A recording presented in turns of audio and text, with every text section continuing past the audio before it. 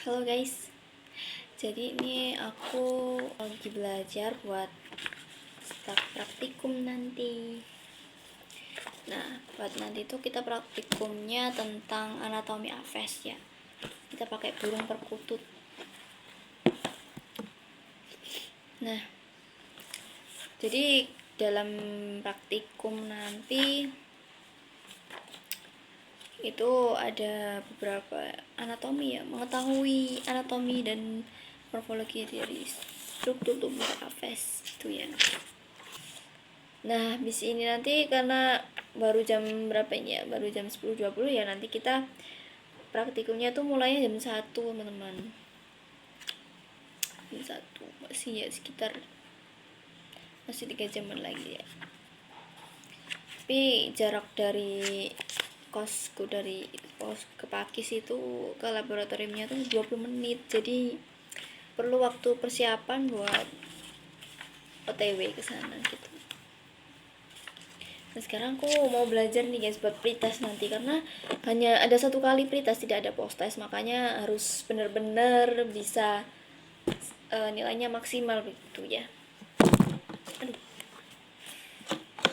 Jadi ini praktikum pada saat puasa emang banyak tantangannya ya. Jadi kalau ngafalin istilah-istilah biologi itu emang agak sulit ya, itu memang tantangan dari prodi biologi itu sendiri karena banyak hafalan dari nama-nama ilmiah, jadinya harus menghafal dengan cepat gitu.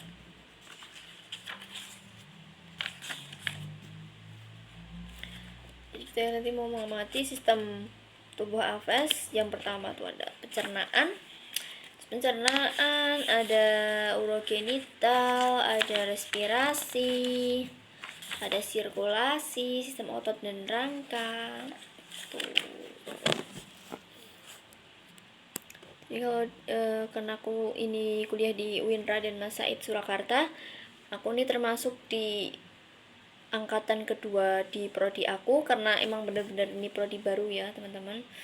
Jadi baru 2 tahun ini, mulai kemarin pada tahun 2023 dan sekarang tahun kedua, dan nanti dan 2025 tahun ini itu akan buka open recruitment bagi pelajar-pelajar SMA yang berminat di jurusan pendidikan biologi, atau yang sekarang itu namanya tadris biologi. Tadris biologi itu nama lain dari pendidikan biologi gitu guys. Tapi itu nanti setara dengan pendidikan biologi kok, insya Allah. Nah,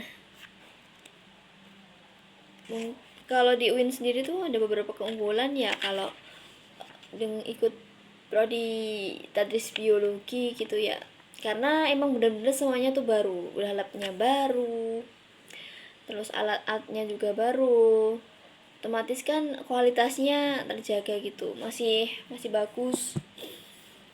Nah, insya Allah nggak rugi lah dengan biaya yang cukup murah ya, lumayan sekitar 4 jutaan ya, paling tinggi tuh grade 7 ya, tuh 7,5 juta paling ya. Tapi kalau di kelasku sendiri rata-rata sih di bawah 7,5 juta ya. Banyakan sih ada 4 juta, 3 juta, bahkan ada yang 2 juta atau 1 juta gitu ya. Tergantung pendapatan penghasilan orang tua kalian, atau pakai beasiswa gitu juga bisa. Nah, kebetulan aku juga diterima di beasiswa KIP, jadinya full gratis yang UKT-nya gratis. Udah gitu dapat biaya hidup juga 4 juta selama 1 semester ya, itu lumayan bisa membantu uang saku di sini. Kebetulan aku juga ngekos kan ya, jadi harus biaya sendiri, biaya hidup sendiri, makan sendiri, cari makan sendiri gitu. Dan ini juga lokasi kosku tuh strategis juga ya, di depan kampus PPG-nya, di depan kampus. Buat aku kuliahnya itu masuk gang itu sekitar jalan, kalau jalan sih 100 meter ya, 100 meter, jadi ya lumayan deket. Kalau naik motor paling cuman 1 menit atau 2 menit udah sampai, nggak nyampe 1 menit deh kayaknya, soalnya kalau ngebut ya paling 1 menit gitu, soalnya deket banget guys. Terus di kosku juga per bulan juga 350, tapi berdua dengan temen gitu, jadi bisa diparuh lah biayanya, agak murah. Biaya hidup di sini juga murah karena makannya itu sayur-sayur di sini tuh murah-murah guys. Jadi kalau kalian beli sayur itu 3.000 bisa dapet banyak, terus bisa buat sehari makan di kos gitu udah cukup buat sahur, buat buka itu udah cukup kok. Yang kebetulan di sini aku mengikuti beberapa organisasi ya buat pengembangan diri juga, buat cari relasi, karena emang penting banget sih guys nyari relasi yang banyak itu, kenalan yang banyak itu emang ngaruh sih sama nanti kalau kita udah lulus kuliah nanti bisa apa ya, kita cari peluangnya lebih luas lah untuk mencari lapangan pekerjaan itu karena banyak temennya gitu. Keuntungannya yang pertama relasi, yang kedua kita tuh bisa berlatih kepemimpinan, melatih diri kita buat memanage waktu juga ya. Di sini penting banget karena tujuan kuliah tuh ya memanage waktu. Nah, kita harus bisa memanage waktu sebaik mungkin buat membagi waktu kuliah kita dan juga waktu kita bermain, waktu kita belajar, waktu kita buat organisasi atau kerja kalau barangkali ada yang nyambi kerja gitu ya. Karena nanti waktu kita terjun di dunia kerja gitu kan, pasti akan banyak tantangan-tantangan dan kita tuh harus bisa manage waktu gitu. Antara kerja, misal kita kerja terus dapat job dari bos nih, dapat job. Nah, kalau jobnya bukan hanya satu, berarti kita kan harus bisa memanage waktu. Banyak kan gitu. Kita harus bisa membagi waktu di rumah, waktu dengan keluarga, apalagi yang sudah nikah ini kan. Ya harus membagi waktu dengan anak juga, ya kan. Itu harus butuh banget buat latihan memanage waktu gitu ya. Nah, jangan sampai mencampur adukan apa ya, misal kita lagi belajar ya, kita lagi besok UTS gitu ya, kita lagi belajar dulu.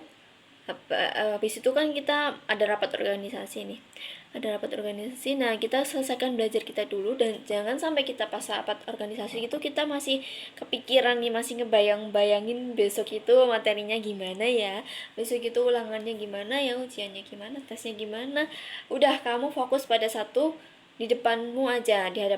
Misal kamu lagi menghadapi UTS ya, kamu fokus UTS, jangan pikiran kemana-mana, mikir nanti mau makan apa, mau main kemana. Udah, jangan, stop, jangan dulu isi, karena itu penting banget atau ngaruh banget pada produktivitas kalian ya.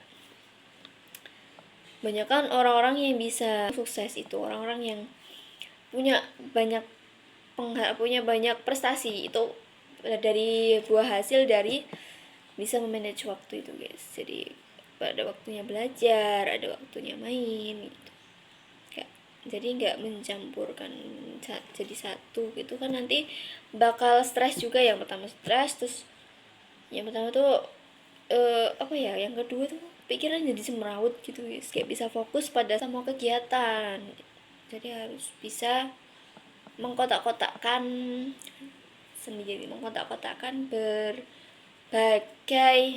kegiatan. Ya guys, kalian kalau mau join UIN Raden Masjid Surakarta boleh banget. Kalau yang nggak diterima PTN jangan sedih ya, karena masih ada nih almet ijo masih ada almet ijo, jadi jangan sedih teman-teman.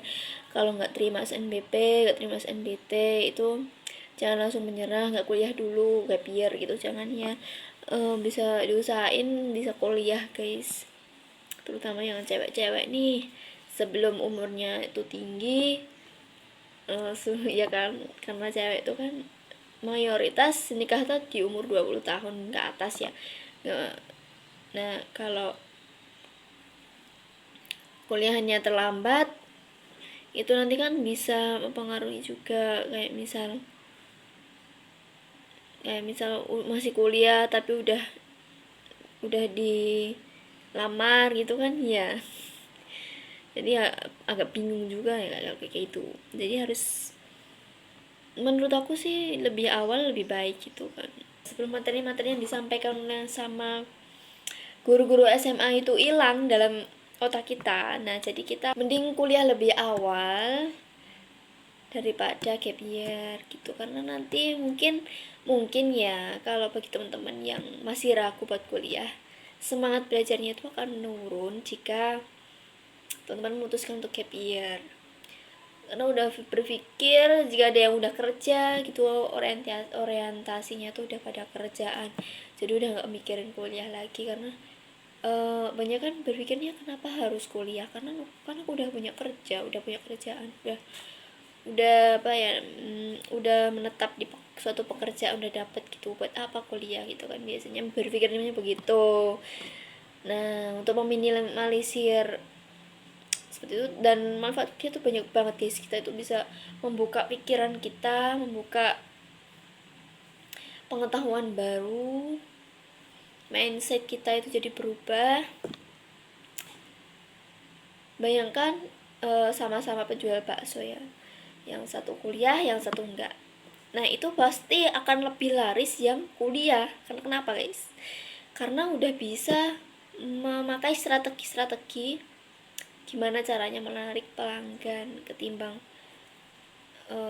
orang yang penjual bakso yang tidak kuliah tadi, karena mindsetnya udah beda. Karena aku mau lanjut belajar, jadi aku cukupkan sekian dulu ya vlog karena aku mau lanjut belajar lagi ini, karena masih banyak materi yang harus belajar ya, ini masih banyak nama ilmiah yang harus dihafal. Jadi untuk cerita aku pada kali ini aku cukupkan dulu ya. Semangat teman-teman, semangat ganbate nih, jangan menyerah ya, karena semuanya pasti ada jalannya asal kita itu punya niat.